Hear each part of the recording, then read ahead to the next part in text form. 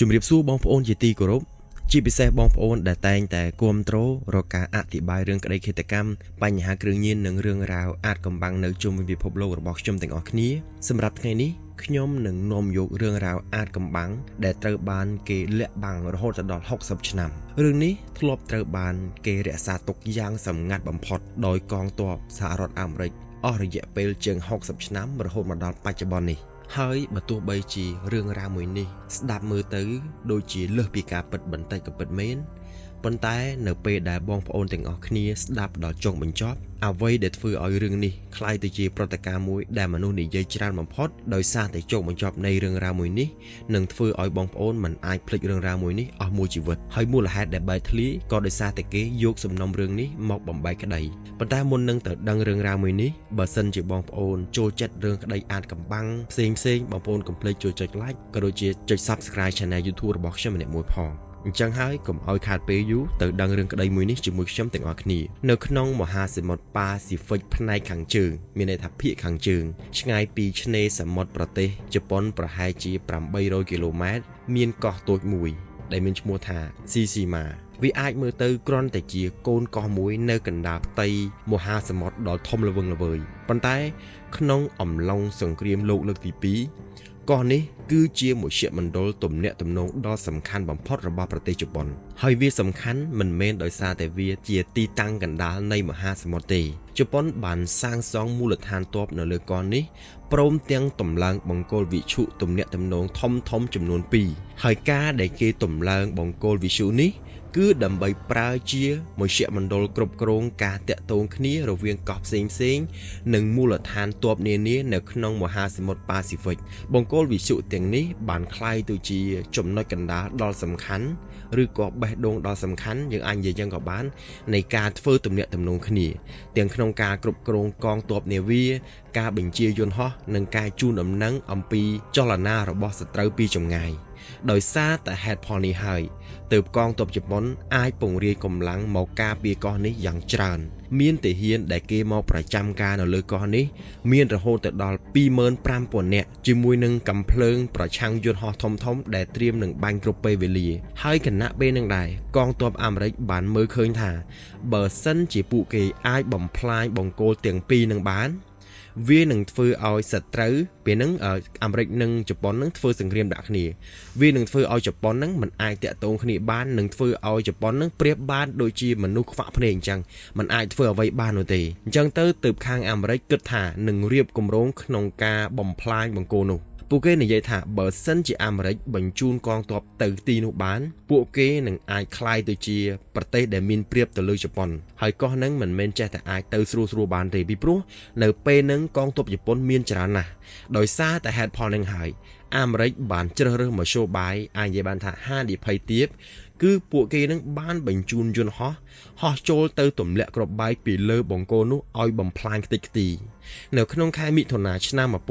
1944នាវាផ្ទុកយន្តហោះអាមេរិកបានធ្វើដំណើរចូលទៅក្នុងមហាសមុទ្រប៉ាស៊ីហ្វិកនិងឡោមព័ទ្ធកោះស៊ីស៊ីម៉ានឹងជុំវិញបេសកកម្មក៏បានចាប់ផ្ដើមឡើងហ្វូងយន្តហោះអាមេរិកបានបញ្ជូនទៅឡោមព័ទ្ធកោះមួយនោះដើម្បីទម្លាក់គ្រាប់បែកពីលើបង្គោលវិទ្យុនោះប៉ុន្តែប្រតិបត្តិការនេះមិនស្រួលនោះទេពីព្រោះនៅពេលដែលយន្តហោះអាមេរិកហោះចូលមកក្បែរពួកជប៉ុនក៏បានត្រៀមគ្រាប់ក៏ដូចជាត្រៀមអាវុធក្នុងការបាញ់ប្រហារកំភ្លើងប្រឆាំងយន្តហោះរបស់ជប៉ុនបានបាញ់ឡើងសម្ដៅទៅយន្តហោះរបស់អាមេរិកមិនដាច់គ្រាប់នោះទេយន្តហោះជាច្រើនបាញ់ធ្លាក់ភ្លាមខ្លះទោះបីជាកិច្ចរួចក៏ពិតមែនប៉ុន្តែក៏មានការខូចខាតផងដែរអានេះគឺជាយន្តហោះដែលអាមេរិកហោះចូលនៅពេលហ្នឹងអាមេរិកបានបញ្ជូនយន្តហោះជាច្រើនគ្រឿងចូលទៅវាយប្រហារបង្គោលនឹងជាច្រើនលើកច្រើនសារប៉ុន្តែមិនទទួលបានជោគជ័យនោះទេពេលវេលាកន្លងផុតទៅជាច្រើនខែបេសកកម្មរបស់អាមេរិកក៏បានបរាជ័យម្ដងទៀតបញ្ជាការដ្ឋានអាមេរិកចាប់ផ្ដើមមានអារម្មណ៍អស់សង្ឃឹមដោយសារតែពួកគេនឹងមិនអាចចូលកោះនឹងបានប៉ុន្តែពួកគេដឹងថា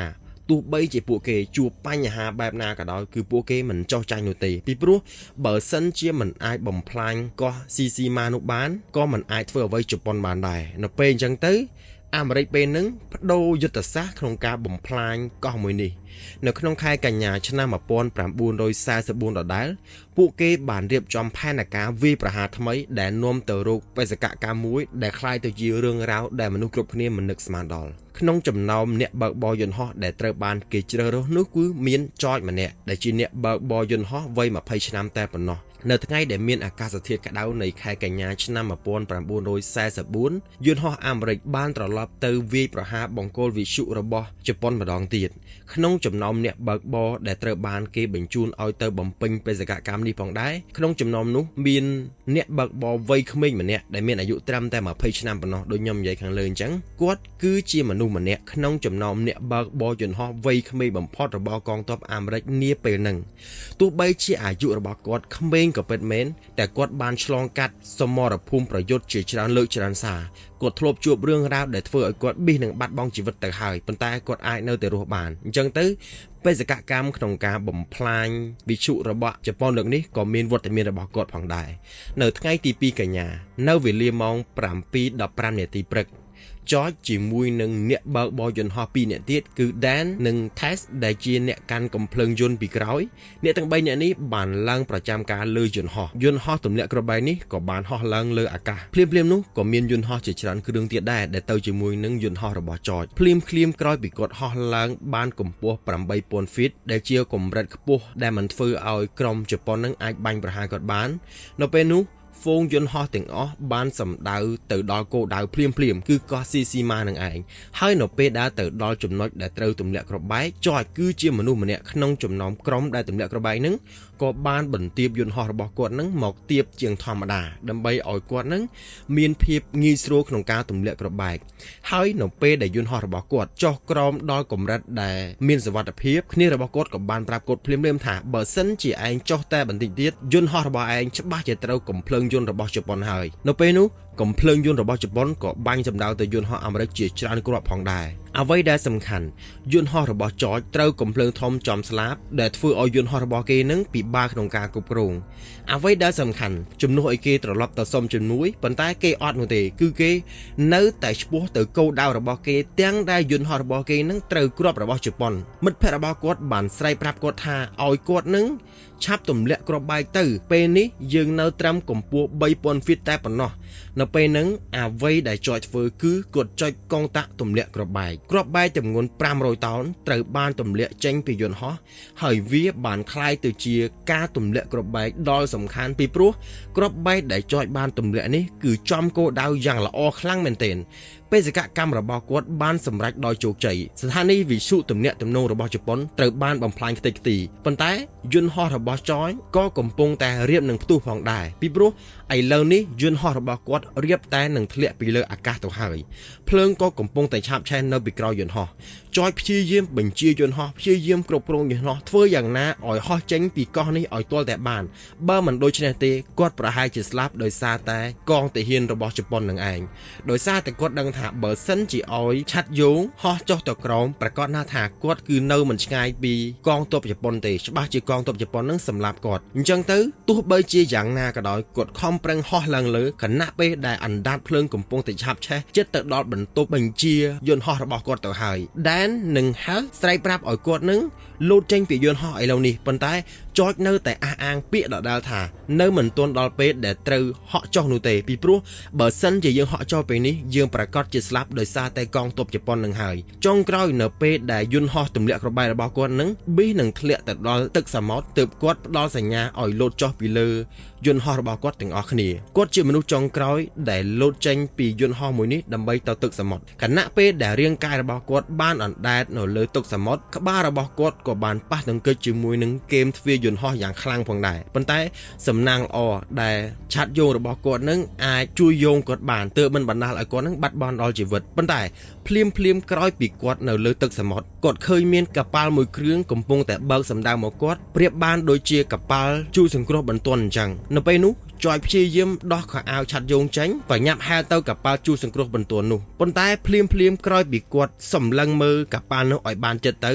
អ្វីដែលមិននឹកស្មានដល់កប៉ាល់នោះ គឺជាកប៉ាល់របស់កងទ័ពជប៉ុនដែលសម្ដៅមករកគាត់ក្នុងការចាប់គាត់ហើយគណៈពេលដែលគាត់កំពុងតែហាលទឹកនៅដែរគាត់ក៏ព្យាយាមរកមិត្តភក្តិរបស់គាត់2នាក់ផងដែរប៉ុន្តែរកមិនឃើញនោះទេមិនដឹងថាគេនឹងស្លាប់ដោយសារតែទៅជាមួយនឹងយន្តហោះឬក៏គេស្លាប់ដោយរបៀបណានោះទេគឺរកមិត្តភក្តិរបស់គេមិនឃើញឡើយអ្វីដែលសំខាន់នៅពេលដែលគាត់បានឃើញកប៉ាល់របស់ជប៉ុនបើកសម្ដៅមកគាត់នៅពេលហ្នឹង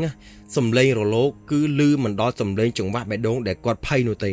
ក្នុងពេលជាមួយគ្នានឹងដែរគាត់មានអារម្មណ៍ថាគាត់ប្រហែលជាគ្មានជីវិតរស់នៅតទៅទៀតឡើយពីព្រោះគាត់បានទម្លាក់គ្រាប់បែកបំផ្លាញទៅលើកងទ័ពរបស់ជប៉ុនតែពេលនេះកងទ័ពរបស់ជប៉ុនក៏បានបើកកប៉ាល់សម្ដៅមករកគាត់អញ្ចឹងទៅនៅពេលដែលគាត់ហែននៅលើសមុទ្រកប៉ាល់កំពុងតែបើកមករកគាត់បានសន្និដ្ឋានថាខ្លួនគាត់នឹងប្រហែលជាស្លាប់ដោយសារតែកងទ័ពជប៉ុនចាប់បាននឹងហើយនៅពេលដែលគាត់កំពុងតែអស់សង្ឃឹមនឹងដែរគាត់ក៏បានឮសំឡេងចង្ហាល់យន្តហោះបក់យ៉ាងខ្លាំងនៅលើក្បាលរបស់គាត់ហើយយន្តហោះដែលនៅលើក្បាលគាត់នឹងគឺជាយន្តហោះកងទ័ពអាមេរិកទៅក្នុងការទៅជួយចតនៅពេលនោះយន្តហោះទាំងអស់នោះក៏បានប្រើកំភ្លើងក្នុងការបាញ់សម្ដៅកងទ័ពជប៉ុនដែលកំពុងតែជិះនាវាទៅរោចតអញ្ចឹងទៅចតក៏បានរស់ដោយសារតែកងទ័ពជំនួយនឹងមកជួយគាត់ទាន់នៅពេលហ្នឹងតាមអ្វីដែលគេដឹងក្រុមបើកបរយន្តហោះអាមេរិកត្រូវបានកងទ័ពជប៉ុនចាប់បាន8នាក់ប៉ុន្តែខាងអាមេរិកមិនដឹងថាអ្នក8នាក់នោះស្លាប់ឬក៏រស់នោះទេតែរដ្ឋាភិបាលអាមេរិកគឺដឹងយ៉ាងច្បាស់ថានឹងមានរឿងអ្វីកើតឡើងចំពោះមនុស្សទាំង8នាក់នោះហើយអ្វីដែលគេដឹងនោះគឺរឿងរ៉ាវដែលឃោរឃៅបំផុតដែលគេមិនអាចប្រាប់បានសូម្បីតែឪពុកម្ដាយកងទ័ពទាំង8នាក់នោះក៏ខាងរដ្ឋាភិបាលអាមេរិកមិនប្រាប់ផងដែរពីព្រោះខាងអាមេរិកដឹងថាបើសិនជាប្រាប់រឿងរ៉ាវមួយនឹងទៅដល់ក្រុមគ្រួសារទាហានទាំង8នាក់នោះប្រកាសថានឹងមានរឿងដែលធ្វើឲ្យប៉ះពាល់អារម្មណ៍គាត់យ៉ាងខ្លាំងអញ្ចឹងទៅខាងអាមេរិកលាក់បាំងព័ត៌មាននេះយ៉ាងសម្ងាត់បំផុតប៉ុន្តែ60ឆ្នាំក្រោយមកទៀតគឺនៅឆ្នាំ2004អ្នកនិពន្ធដែលមានឈ្មោះថា James Bradley បានស្រាវជ្រាវឯកសារពីការជំនុំជម្រះក្តីឧក្រិដ្ឋកម្មសង្គ្រាមរបស់ជប៉ុនដែលបានធ្វើឡើងក្រោយសង្គ្រាមលោកលើកទី2បញ្ចប់ឯកសារនោះមកពីមន្ត្រីយោធាជប៉ុនជាន់ខ្ពស់ជាច្រើនរូបហើយអ្វីដែលគេរកឃើញមិនមែនគ្រាន់តែជាព័ត៌មាននោះទេតែវាជាឯកសាររបស់មន្ត្រីយោធាជាន់ខ្ពស់របស់អាមេរិកដែលតាក់ទងជាមួយនឹងរឿងរ៉ាវដែលយើងនឹកស្មានមិនដល់នឹងរន្ធត់យ៉ាងខ្លាំងចំពោះកងទ័ពអាមេរិកទាំង8នាក់ដែលបានបាត់ខ្លួននោះប្រតិបត្តិការទម្លាក់គ្រាប់បែកនៅលើកោះស៊ីស៊ីម៉ានេះ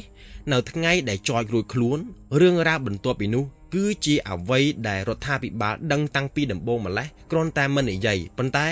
ដោយសារតែចុងក្រោយរឿងរ៉ាវមួយនេះมันអាចលាក់បាំងពិភពលោកបានទើបគេយកមកបង្ហាញឥឡូវយើងទៅដឹងនៅថ្ងៃនឹងទាំងអស់គ្នាថាកងទ័ពអាមេរិកទាំង8នាក់នឹងជួបរឿងអ្វីខ្លះនៅថ្ងៃទម្លាក់គ្រាប់បែកនឹងដែរកងទ័ពអាមេរិកទាំង8នាក់នោះគឺលោតចុះចេញមកពីយន្តហោះទម្លាក់គ្រាប់បែកនៅពេលដែលគេលោតចុះមកក្រោមមនុស្សទាំង8នាក់នោះក៏បានត្រូវកងទ័ពជប៉ុនចាប់ខ្លួនបានពេលដែលកងទ័ពជប៉ុនចាប់ខ្លួនបានហើយ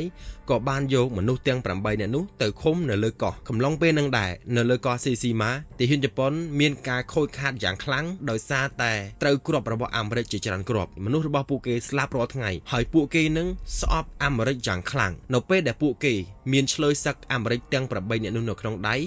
នេះហើយគឺជាឱកាសដែលធ្វើឲ្យពួកគេនឹងសងសឹកទៅលើអាមេរិកបានមានន័យថាកងទ័ពរបស់ខ្លួនឯងត្រូវកងទ័ពអាមេរិកទម្លាក់គ្រាប់បែកធ្វើឲ្យខូចខាតយ៉ាងខ្លាំងអញ្ចឹងទៅមិនដឹងថាតបតទៅខាងអាមេរិកមិនមានតែចាប់អ្នកទាំង8នាក់នេះធ្វើបាបបងប្អូនខ្ញុំជឿថានៅពេលដែលបងប្អូនបានស្ដាប់អំពើដែលជនជាតិជប៉ុនធ្វើបាបជនជាតិអាមេរិកបងប្អូនប្រកាសជាមានអារម្មណ៍ថាលើសពីការពិតដែលយើងធ្លាប់គិតនៅពេលដែលទាហានជប៉ុនចាប់ខ្លួនឆ្លើយសឹកអាមេរិកបាន8នាក់ក្នុងចំណោមនោះគឺមានឆ្លើយសឹកម្នាក់មានឈ្មោះថា Mark ខ្ញុំសូមហៅគាត់ឈ្មោះកាត់ពីព្រោះឈ្មោះគាត់វែងជាងហ្នឹងគាត់មានអាយុ19ឆ្នាំមកពីរដ្ឋ California គាត់ត្រូវបានគេបំបីចេញពីក្រុមចតនៅក្នុងជំរំហើយក្នុងថ្ងៃដែលគេចាប់គាត់បាននឹងដែរមន្ត្រីយោធាជប៉ុនបានបញ្ជាឲ្យទាហានគ្រប់គ្នាដែលនៅសេសសល់នឹងបដូរវេនគ្នាក្នុងការទៅទាត់ទៅធាក់ទៅវាយដំលើលោក Mark ម្នាក់នេះហើយនៅពេលហ្នឹងបងប្អូនឆ្លើយសឹកទាំង7នាក់ទៀតដែលត្រូវបានគេចាប់ជាប់ហ្នឹងក៏បានមើលសកម្មភាពរបស់ទាហានជប៉ុនធ្វើបាបឆ្លើយសឹកអាមេរិកនៅនឹងមុខនឹងផងដែរនៅយប់ហ្នឹង Mark ត្រូវបានគេនាំយកទៅក្នុងព្រៃហើយអូសគាត់ទៅកន្លែងភ្នូដែលគេជីកទុករួចឲ្យគាត់លូតជង្គង់នៅនឹងមុខភ្នូហ្នឹងហើយនៅពេលហ្នឹងខាងជប៉ុនក៏បានឲ្យបារី Mark ដែលជាឆ្លើយសឹកអាមេរិកហ្នឹងជក់មួយដើមមុនពេលដែលគេឲ្យគាត់ហ្នឹង ចូលទៅដេកនៅក្នុងរណ្ដៅមួយនឹងកងទ័ពជប៉ុនម្នាក់បានដើរសម្ដៅទៅរកឆ្លើយសឹកអាមេរិកនៅពេលហ្នឹងក្រសែភ្នែករបស់កងទ័ពជប៉ុនមើលទៅគេមានអារម្មណ៍ដូចជាខឹងឆ្លើយសឹកអាមេរិកយ៉ាងខ្លាំងអ្វីដែលមិននឹកស្មានដល់ខ្ញុំមិនដឹងថានិយាយពីអីឲ្យស្ដាប់មើលទៅវាមិនសូវជាធ្ងន់ធ្ងរគឺកងទ័ពជប៉ុនម្នាក់នេះបានយកឧបករណ៍មុតស្រួចកាត់កឆ្លើយសឹកជប៉ុនម្នាក់នេះរួចបោះចូលទៅក្នុងរណ្ដៅនឹងទៅខ្ញុំសូមប្រើពាក្យអញ្ចឹងហើយខ្ញុំមិនដឹងថាបើសិនជាខ្ញុំនិយាយទៅវាប៉ះពាល់ដល់ channel ខ្ញុំឬអត់គឺខ្ញុំមិនដឹងទេប៉ុន្តែដោយសារតែខ្ញុំចង់ឲ្យបងប្អូនបានដឹងអំពីភាពខុសខើដែលបានកើតឡើងនៅក្នុងសម័យសង្គ្រាមឥឡូវយើងចាប់ត្រឹមសិនយើងចូលសាច់រឿងយើងបន្តរឿងគឺវាមិនចប់ត្រឹមនេះនោះទេបងប្អូននៅយប់ហ្នឹងនាយឧត្តមសេនីយ៍ជប៉ុនម្នាក់មានឈ្មោះថាយូស៊ីបុរសម្នាក់នេះត្រូវបានគេស្គាល់ថាជាមនុស្សម្នាក់ដែលល្បីឬក៏មានគេហៅថាមានឈ្មោះតាក់ទងនឹងភាពសាហាវយងខ្នងភាពញៀនស្រាលរបស់គាត់ហើយក្នុងពេលនឹងដែរគាត់ក៏បានស្រវឹងជោគជាំផងដែរមុនពេលដែលគាត់នឹងទៅជួបឆ្លើយសឹកជប៉ុនទាំង7នាក់ដែលសល់នឹងអ្វីដែលសំខាន់នៅពេលដែលគាត់ទៅដល់កន្លែងឆ្លើយសឹកទាំង7នាក់ដែលនៅសេសសល់នឹងគាត់សួរថាបាត់ម្នាក់ទៀតទៅណានៅពេលដែលគ្នារបស់គាត់ប្រាប់ថាម្នាក់ទៀតនឹងបានបាត់បង់ជីវិតហើយយកទៅកប់ហើយនៅពេលហ្នឹងបងប្អូនដឹងថាគាត់និយាយថាម៉េចទេគឺឲ្យមនុស្សហ្នឹងទៅជីកយកសាកសពដែលបានកប់ហ្នឹងយកមកវិញអ្វីដែលសំខាន់គឺគាត់ឲ្យយកអវយវៈផ្នែកជើងយកទៅឲ្យចុងភៅចំអិនធ្វើអាហារអានេះគឺជាអ្វីដែលគេបានចុះផ្សាយក្រោយមកទៀតនៅល្ងាចថ្ងៃហ្នឹងដែរនាយឧត្តមសេនីយ៍និងមន្ត្រីយោធាជាន់ខ្ពស់បានអង្គុយជុំគ្នាហូបសាច់របស់ទាហានអាមេរិកហ្នឹងជុំគ្នាហើយផឹកស្រាយ៉ាងសប្បាយពួកគេក៏បាននិយាយគ្នាចំពោះមុខឆ្លើយសឹកទាំង7នាក់នោះទៀតដែរថាអវយវៈរបស់វានឹងគឺមានរសជាតិឆ្ងាញ់លើសពីការរំពឹងទុកហើយពួកគេក៏បាននិយាយទៀតថាការដែលហូបសាច់ប្រភេទហ្នឹងនឹងធ្វើឲ្យពួកគេនឹងមានថាមពលខ្លាំងក៏ដូចជាមានសុខភាពល្អផងដែរនេះគឺជាការចាប់ផ្ដើមនៃរឿងរ៉ាវដ៏អាក្រក់ដែលគេបានធ្វើទៅលើឆ្លើយសឹកអាមេរិកពីថ្ងៃក្រោយមកទៀត Floyd ដែលជាទាហានកងទ័ពអាមេរិកឬក៏ឆ្លើយសឹកទីលេខរៀងទី2ដែលមានអាយុ25ឆ្នាំមកពីរដ្ឋ Missouri ត្រូវបានគេនាំយកទៅចងជាប់នឹងគល់ឈើមួយមុនពេលដែលឧត្តមសេនីយ៍បញ្ជាឲ្យទាហានជប៉ុននឹងយកកាំបិតចាក់ទៅលើគាត់រហូតដល់គាត់នឹងបាត់បង់ជីវិតទោះបីជាគាត់នៅពេលនឹងមិនទាន់បានគេហៅថាអស់ដង្ហើមក៏ពិតមែនតែនៅនឹងមុខមិត្តរួមជាតិរបស់គាត់ឬក៏ឆ្លើយសឹកទាំង6នាក់ដែលនៅសល់នឹងធ្វើឲ្យពួកគេនឹងមានការឈឺចាប់យ៉ាងខ្លាំងបន្ទាប់មកទៀតឆ្លើយសឹកអាមេរិកម្នាក់ទៀតដែលមានអាយុ22ឆ្នាំមកពីរដ្ឋ Texas ត្រូវបានគេជ្រើសរើសយកទៅធ្វើឃាតបន្តគ្នានៅពេលហ្នឹងគាត់ក៏បានស្រែកច្រៀងក៏ដូចជាស្រែកធ្វើយ៉ាងណាឲ្យខ្លួនឯងនឹងអស់អារម្មណ៍ភ័យខ្លាចពីព្រោះនៅពេលដែលមិត្តរួមជាតិរបស់គាត់ត្រូវបានគេធ្វើទរណកម្មទៅលើអញ្ចឹងទៅធ្វើឲ្យគាត់ឃើញអញ្ចឹងទៅ